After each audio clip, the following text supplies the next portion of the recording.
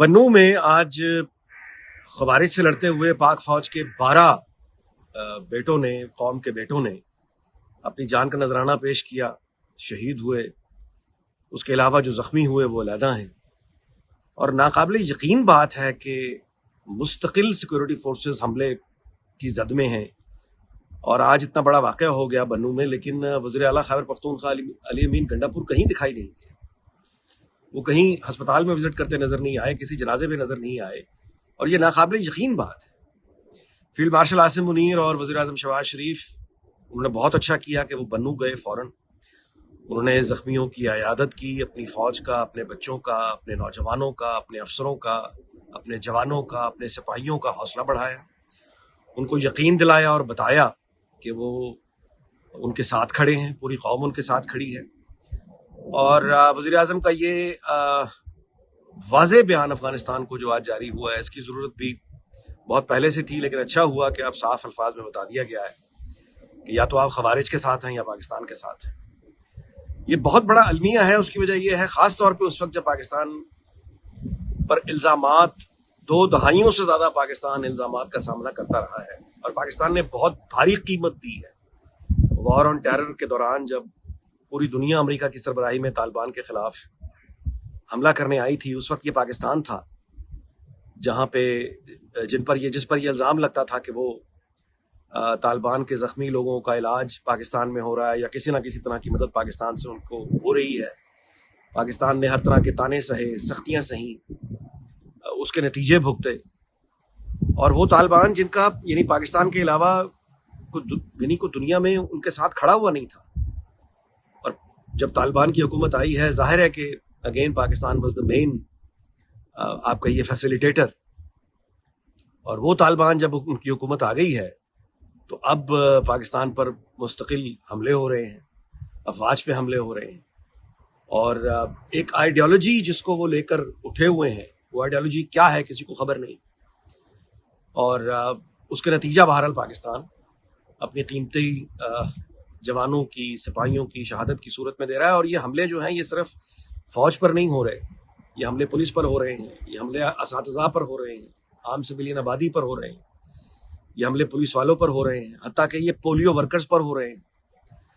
तो ये एक मुस्तकिल अजाब है जो पाकिस्तान के गले पड़ गया। और इस वक्त ये जो हमलों में शिद्दत और तेजी आई है, उसकी वजह जाहिर है कि बच्चा बच्चा भी जानता है कि पाकिस्तान इस वक्त एक भयानक सैलाब की जद में है।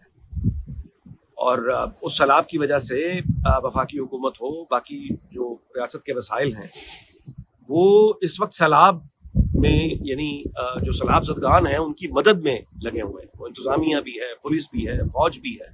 जो सैलाब की ये कुदरती आफत आई हुई है वो उससे निमट रहे हैं। अब चूंकि ये सैलाब आया हुआ है, कुदरती आफत है, लिहाजा इस मौके का फ़ायदा उठाते हुए पाकिस्तान पर मगरब की जो तरफ से दहशतगर्द जो हमले हैं उनमें एक शिद्दत आ गई है, तेज़ी आ गई है। जो जाहिर है कि वो इस बात का फ़ायदा उठा रहे हैं कि चूंकि कुदरती आफत है, सैलाब है, तो इस वक्त ये वक्त है कि इनको हिट किया जाए। पाकिस्तान एक न्यूक्लियर रियासत है। पाकिस्तान एक बाकायदा मुनज़्ज़म प्रोफेशनल फौज रखता है और सब्र का मुजाहरा एक हद से ज़्यादा नहीं हो सकता। और अफगानिस्तान की जो हुकूमत है, अगर वो उनके बस में नहीं है टीटीपी के लोगों को, खवारिज को काबू करना, तो ये काम पाकिस्तान को करना पड़ेगा। और अफगानिस्तान के अंदर करना पड़ा तो अफगानिस्तान के अंदर भी करना पड़ेगा। और जाहिर है कि जब इस तरह का अटैक पाकिस्तान की तरफ से होगा तो फिर उस पर शिकवा करना या उसका रद्द-ए-अमल देना फिर वो नाकाबिल फ़हम भी होगा और उसकी कोई जवाब भी नहीं होगा। लिहाजा ये अब अफगानिस्तान की जो अबूरी हुकूमत है तालिबान की, उनको संजीदगी से इस बात पर तवज्जो देनी होगी। अगर उनके यहाँ ज़ाहिर है कि चाइना के साथ उनके ताल्लुकात बहुत अच्छे हैं। चाइना को दहशतगर्दी पर बहुत तशवीश है। दुनिया में कोई कारोबार, कोई तिजारत, दुनिया का कोई मुल्क दहशतगर्दी की पॉलिसी और दहशतगर्दी पर यकीन नहीं रखता। पाकिस्तान के लिए सब्र करना बहुत मुश्किल है और यूं शहादतें देना ये किसी भी एटमी रियासत के लिए जो इतनी बड़ी फौज रखती है, ये उसके लिए नाकाबिले बर्दाश्त है। पाकिस्तान का ये कहना कि वो अब फैसला कुन कार्रवाई करेगा, इस पर अब मुमकिन है कि हम अमल होता हुआ देखें। और असल जो इसमें हमें देखना चाहिए वो ये है कि ये जो हमले हो रहे हैं खवारिज के, یہ حملے ان کا جو مقابلہ ہے وہ ٹھیک ہے، فوج جو ہے وہ موجود ہے، اپنا کام کر رہی ہے، وہ پولیس بھی وہاں پہ کام کر رہی ہے، باقی ادارے بھی کام کر رہے ہیں، خصوصاً فوج ظاہر ہے کام کر رہی ہے. یہ سارے کا سارا جو مسئلہ ہے اس کو فوج پہ چھوڑنا بھی زیادتی ہے. یہ جب تک وہاں کی مقامی سیاسی قیادتیں نہیں اٹھیں گی اور اس آئیڈیالوجی، وہ ایک نظریہ جو لے کے خوارج اٹھے ہیں، اس کے مقابل ایک بیانیہ ریاست پاکستان کو تیار کرنا پڑے گا، قوم کو تیار کرنا پڑے گا، سیاسی جماعتوں کو تیار کرنا پڑے گا کہ وہ کون سا بیانیہ ہے جس کو لے کر یہ خوارج جو ہیں ان کے مقابلے میں ہم کھڑے ہوں اور مقامی آبادیاں، سیاسی قیادتیں ہمارے ساتھ ہوں. یہ کام صرف فوج پر چھوڑ دینا یہ ایک اور طرح کا ظلم ہوگا. اس کا جو مقابلہ ہے وہ سماجی طور پہ بھی کرنا ہوگا، سیاسی طور پہ بھی کرنا ہوگا، ثقافتی طور پہ بھی کرنا ہوگا.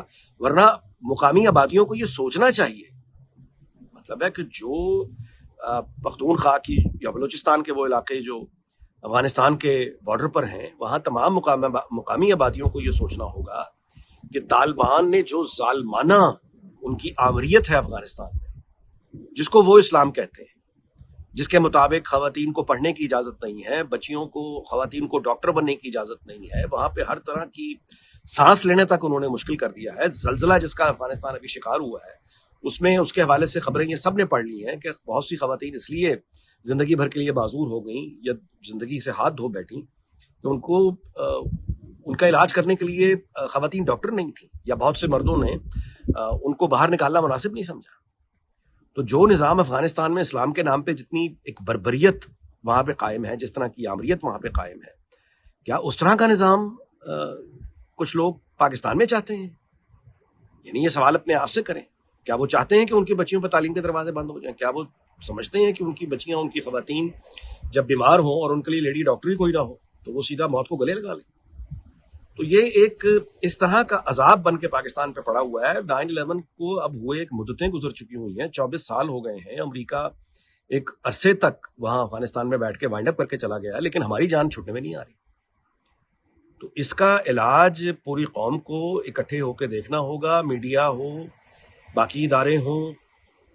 اس کا ہمیں نظریاتی طور پر مقابلہ کرنا ہے، اس کا ہمیں عسکری تو مقابلہ کرنا ہی ہے، لیکن اس کے ساتھ ہمیں یعنی سماجی طور پر اس کا مقابلہ کرنا ہے. اس کے بغیر ایک کلیرٹی ہونی چاہیے پوری قوم میں، اور مقامی سیاسی قیادتیں شولڈر ٹو شولڈر فوج کے ساتھ کھڑی ہوں. اور پی ٹی آئی جو کر رہی ہے پختونخوا میں، علی امین گنڈا پور جو کر رہا ہے، یہ ناقابل برداشت ہے.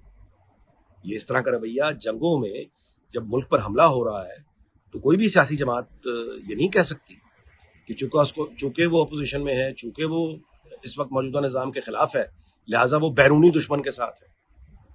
یہ دنیا میں نہ کہیں ہوتا ہے، نہ مطلب ہے پاکستان میں بھی ظاہر ہے کہ ایسا نہیں چل پائے گا.